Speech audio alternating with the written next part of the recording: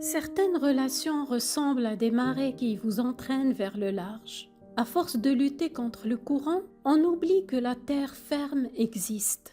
Le silence peut devenir une prison, surtout lorsqu'il sert à étouffer vos besoins, vos cris, et cette petite voix qui murmurait autrefois « je mérite mieux ». Aimer ne devrait jamais signifier se sacrifier ou s'éteindre. Pourtant, combien de personnes s'effacent-elles chaque jour dans l'ombre de celui ou de celle qui prétend les aimer? Je suis Fatem Zahra Alami, spécialiste des relations affectives, interprète des non-dits qui étouffent et allumeuse de conscience. Je transforme vos blessures en sentiers vers la liberté.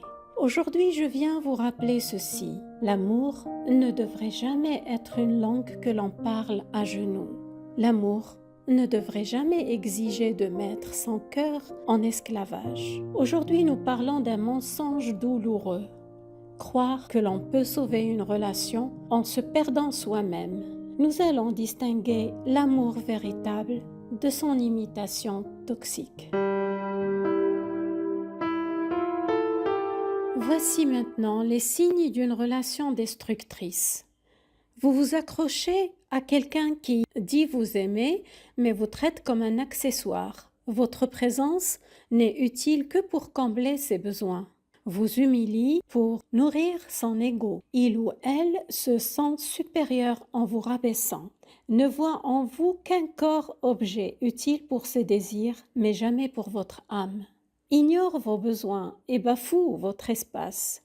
Vous n'êtes là que pour servir ses caprices. Vous assigne un rôle, exécuter sans discuter, servir et partir. Aucun partage, aucune réciprocité. Si ces mots résonnent en vous, il est temps de vous poser une question cruciale. Pourquoi restez-vous? Parlons maintenant de ces illusions qui vous enchaînent. Votre peur du vide intérieur vous pousse dans les bras de la dépendance. Dépendance au statut, croire que être en couple égale réussir sa vie. Vous préférez donc une mauvaise relation à la solitude. La dépendance au contrôle. Je peux le faire changer. Mais personne ne change sans ressentir le besoin de changer. Changer est un choix personnel, pas un dû. Vous perdez votre énergie à vouloir transformer quelqu'un qui n'en a ni l'intention ni l'envie.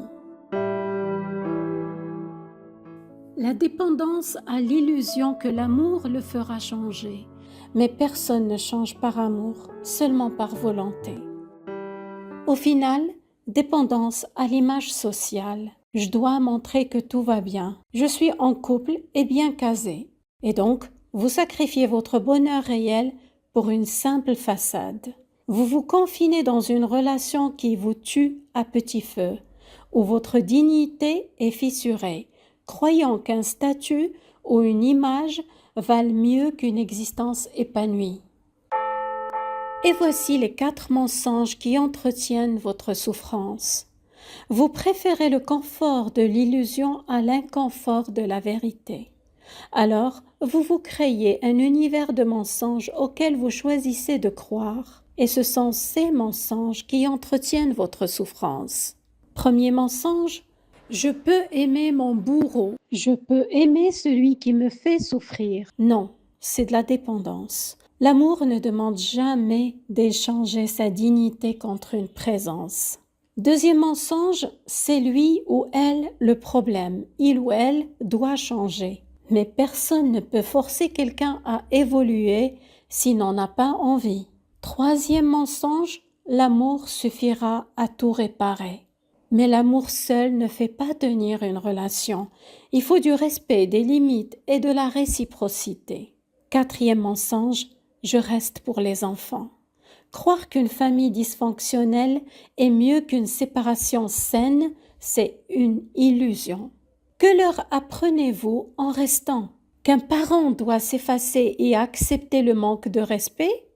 Que l'amour c'est supporter la souffrance en silence? Qu'un foyer déséquilibré est préférable à un environnement paisible? Vos enfants méritent mieux. Ils ont besoin d'un modèle de dignité, de respect et de courage, pas d'une façade brisée. Alors il est temps de transmuter votre peur en souveraineté. La personne qui a intérêt à changer, c'est vous, pas celui ou celle qui ne souffre pas. Voici comment reprendre le pouvoir. Choisissez votre paix.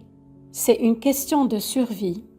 Acceptez ce paradoxe. Parfois aimer, c'est partir. Préférez une solitude vivante à une compagnie mortifère. Transmutez votre dépendance en autonomie. Votre valeur ne se négocie pas, elle se reconnaît. Le respect, on ne le mendie pas, on l'impose. Érigez des limites fermes et bienveillantes. Les autres n'avancent que dans l'espace que vous leur cédez. Aucune femme n'a jamais changé un homme en se détruisant elle-même. Cela vaut aussi pour un homme. On ne s'efface pas pour faire évoluer une relation. Aujourd'hui, c'est à vous de choisir. Vous avez deux options. Rester spectateur de votre vie, croire que vous aimez celui ou celle qui vous maltraite, sacrifier votre dignité pour une illusion, une image, ou bien redevenir l'auteur de votre existence, même si la page est blanche, même s'il faut tout réapprendre. Priorisez votre bien-être, refusez ce qui ne vous respecte pas. L'image rassure, mais elle ment. La réalité fait mal, mais elle libère. Si vous vous reconnaissez dans ces propos, rappelez-vous, vous êtes une personne à part entière et pas le prolongement de quelqu'un. Votre valeur ne dépend ni d'un statut ni du regard des autres. Les chaînes de l'illusion ne se brisent qu'en choisissant de vous respecter. Ce podcast est une main tendue. À vous de décider si vous êtes prêt à lâcher celle qui vous étrangle. Et surtout, prenez soin de vous.